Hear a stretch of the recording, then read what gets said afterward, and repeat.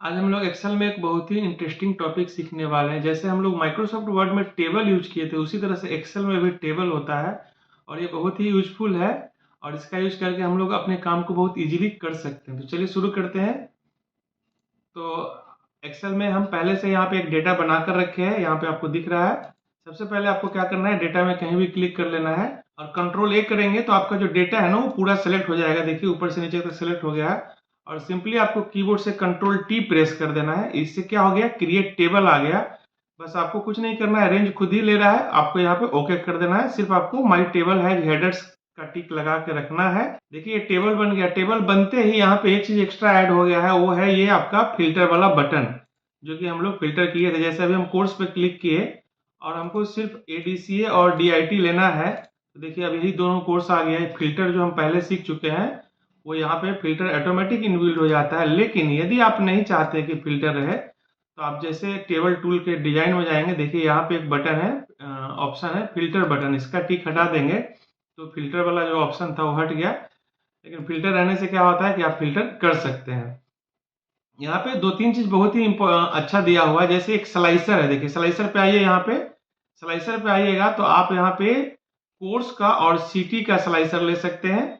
ठीक है, आप एक बार ओके कर दीजिए तो आपको देखिए यहाँ पे दो ठो स्लाइसर मिल गया, एक कोर्स का मिल गया, एक सीटी का मिल गया।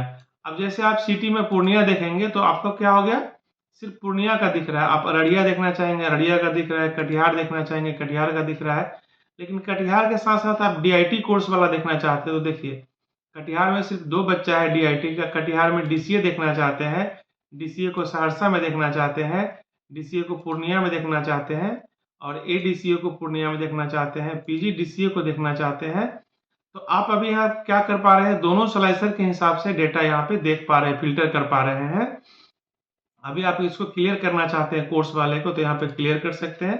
अभी आपका सिर्फ सिटी दिख रहा है, सिटी के अकॉर्डिंग पूर्णिया, अररिया, कटिहार देखिए यहाँ पे चेंज हो रहा है।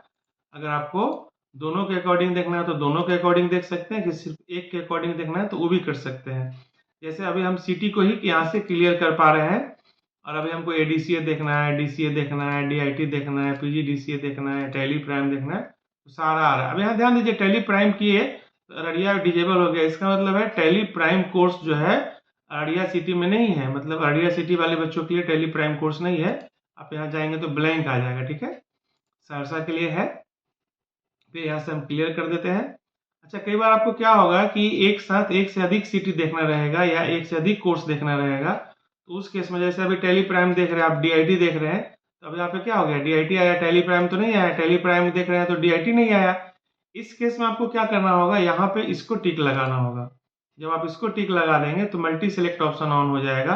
अब जैसे टैली प्राइम पे क्लिक कर दिया, आप डीसीए पे क्लिक कर दिए, देखिए दोनों आ गया। लेकिन आप चाहते हैं कि टैली प्राइम और डीसीए अलग अलग आए, तो आप यहाँ जाके एक बार यहाँ डेटा को सॉर्ट कर सकते हैं, ए टू जेड। देखिए अब इस तरह से डेटा सॉर्ट भी हो गया। तो टेबल से क्या हो गया, स्लाइसर बहुत काम का चीज है। इससे आपको इजीली डेटा फिल्टर करने में मदद मिलती है, ये समझ गए।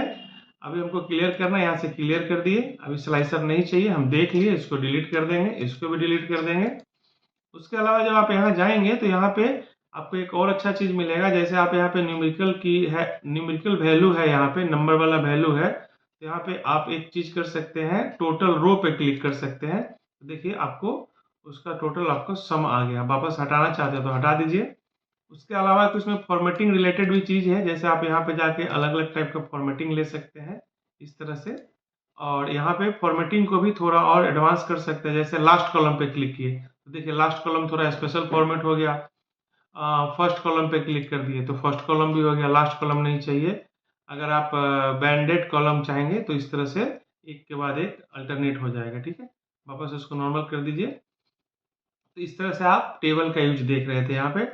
अगर आपको अभी टेबल के रूप में नहीं चाहिए, वापस नॉर्मल रेंज की तरह चाहिए, तो आप वापस से यहाँ पे जा सकते हैं, कन्वर्ट टू रेंज। इसमें एक रिमूव डुप्लीकेट का भी है। अगर सेम सेम वैल्यू रहेगा डुप्लीकेट, जैसे उदाहरण के तौर पे अभी यहाँ 14 है, कॉपी करके और नीचे में हम यहाँ पे इसको पेस्ट कर दे रहे हैं एक बार, सबसे लास्ट में जाके और यहाँ पे पेस्ट कर दिए। तो अब क्या हो गया, अब जो है ये 14 नंबर 2 हो गया।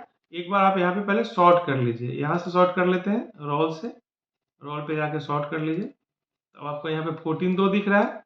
अब हम इसको बोलते हैं कि भाई डुप्लीकेट को हटा दीजिए, तो यहाँ पे जाएंगे डिजाइन के अंदर और क्या कर देंगे, रिमूव डुप्लीकेट। ठीक है, ओके कर दीजिए एक बार। अब देखिए आपको वहां पे हटा दिया, वन डुप्लीकेट बोल दिया, और देखिए यहाँ से एक 14 जो था, एक और 14 था ना, उसको हटा दिया। तो ये कभी कभी क्या होता है, डेटा डुप्लीकेट हो जाता है सेम रिकॉर्ड, तो उसको हटाने में ये बहुत हेल्प कर देगा आपको। ठीक है, इसमें एक पाइवोट टेबल भी है, किसी और वीडियो में देखेंगे उसको। अगर अभी हमको टेबल को नॉर्मल करना है तो यहाँ पे जाएंगे कन्वर्ट टू रेंज, ठीक है, और एस कर देंगे। अब ये टेबल नहीं रहा, अब वो देखिए टेबल टूल वाला सारा ऑप्शन हट गया है। ये जो कलर वगैरह है इसको हटाना चाहते हैं तो कंट्रोल ए कर लीजिए। आपको होम के अंदर यहाँ क्लियर में चलना है और यहाँ पे क्लियर फॉर्मेट्स कर देना है, सारा फॉर्मेट गायब हो गया। अच्छा, आप बोलेंगे कि आप शॉर्टकट से टेबल बनाए थे, अगर नॉर्मल बेस तरीके से बनाना तो कैसे बनाएंगे? तो उसके लिए आपको इंसर्ट में चलना है, यहाँ पे क्लिक करके रखना है, और देखिए यहाँ पे टेबल है जैसा कि वर्ड में ही था, ओके कर देना है। ठीक है, तो आशा करते हैं ये टेबल बहुत यूजफुल टॉपिक आप समझ गए होंगे। फिर मिलते हैं इसी तरह के एक अगले वीडियो में। धन्यवाद।